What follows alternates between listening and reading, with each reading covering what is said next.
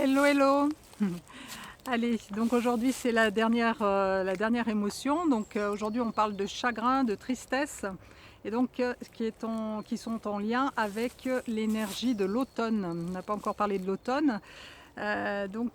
Chagrin, la tristesse sont des énergies qui sont en lien avec, au niveau des organes, avec notre poumon, ou nos poumons. C'est notre énergie poumon et le couple d'organes, donc c'est poumons et gros intestin. Alors au niveau des dates, eh bien, on va être autour du 21 septembre, c'est-à-dire que ça va démarrer à peu près le 15 août, autour du 15 août, fin mi-août, jusqu'à fin octobre. Voilà, je vous donnerai plus précisément demain les dates. Ça vous donne l'ordre d'idée. Donc cette énergie, elle est très active à ce moment-là. Et bien entendu, elle agit tout au long de l'année, hein, comme pour toutes ces énergies, mais elle est particulièrement active à ce moment-là. Et en fait, l'élément est le métal. Alors, qu'est-ce qu'il y a à noter au niveau de cette énergie-là? L'énergie métal, en fait, c'est l'énergie qui nous permet de couper, de trancher, qui nous permet de faire le tri. Par exemple, en fait, on arrive à cette saison-là où on a engrangé, on a vécu déjà tout notre cycle, enfin une bonne partie du cycle, et là on arrive à la saison en faisant le point et en disant qu'est-ce qui a été bien, qu'est-ce qui n'a pas été bien. Je prends, je laisse, je jette, je lâche et je jette ce qui n'a pas été bien, ce dont j'ai plus besoin, ce qui a pu être bien mais dont j'ai plus besoin.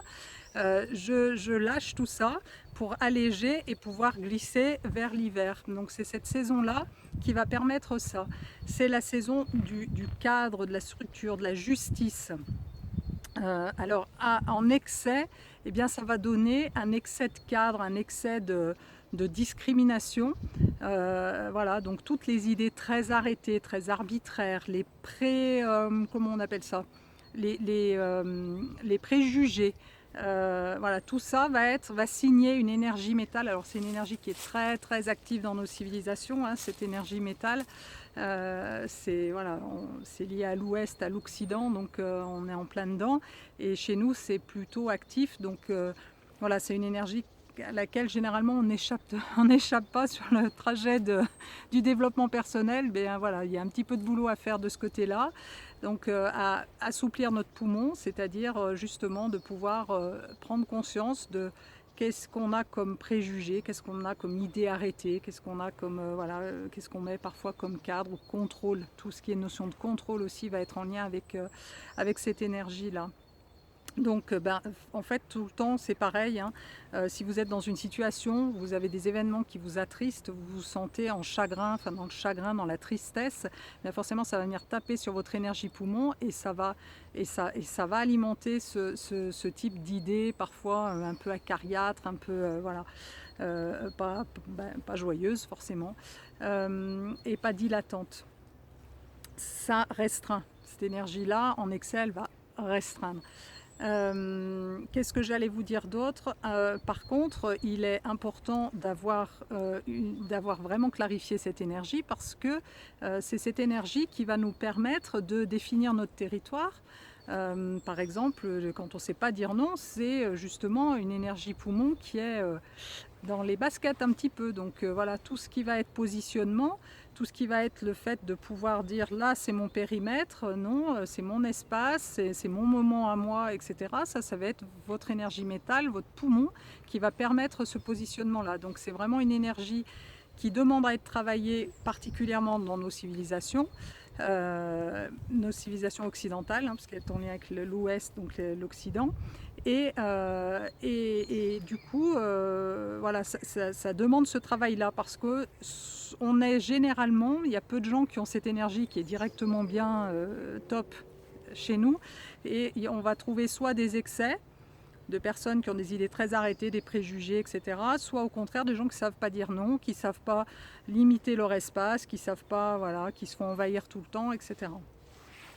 Donc l'énergie métal, le poumon gère aussi la peau. En fait, au niveau de notre corps physique, c'est la peau qui est en lien avec cet élément-là. Donc toute problématique de peau, en fait, c'est la même problématique que les problématiques de poumon. C'est-à-dire que si quelqu'un qui a de l'asthme ou quelqu'un qui a de l'eczéma, eh bien c'est la même problématique. Ça va être tout cas du point de vue de la médecine chinoise, ça va être la même problématique, c'est cette énergie métal qui est au travail. Parfois on dit par exemple que l'eczéma rentre pour ressortir en asthme. Voilà, ça peut être un stade différent de la même problématique. Voilà, qu'est-ce que je peux vous dire d'autre? Eh bien, je crois qu'on a fait le tour. Non, au niveau des saveurs, je vous ai parlé des saveurs pour les autres énergies. Donc là, en fait, c'est le piquant. Et ce qui est à noter, c'est que le piquant, justement, vient un petit peu réchauffer, vient un petit peu piquer et voilà, aiguiller un petit peu, mettre des pics, hein, des piquants, des pics, voilà, à ce niveau, enfin, au niveau de la saveur, ça va nous piquer, ça va venir travailler en fait cette énergie-là, en tout cas la stimuler. Alors c'est pareil, trop. Voilà, si vous êtes vraiment, vous adorez et que vous mangez tout ce que vous mangez, vous mettez de la harissa, du piment, etc. Posez-vous la question de comment se porte votre poumon. Et puis au contraire, si vous ne supportez absolument pas, vous êtes hyper réactif au moindre petit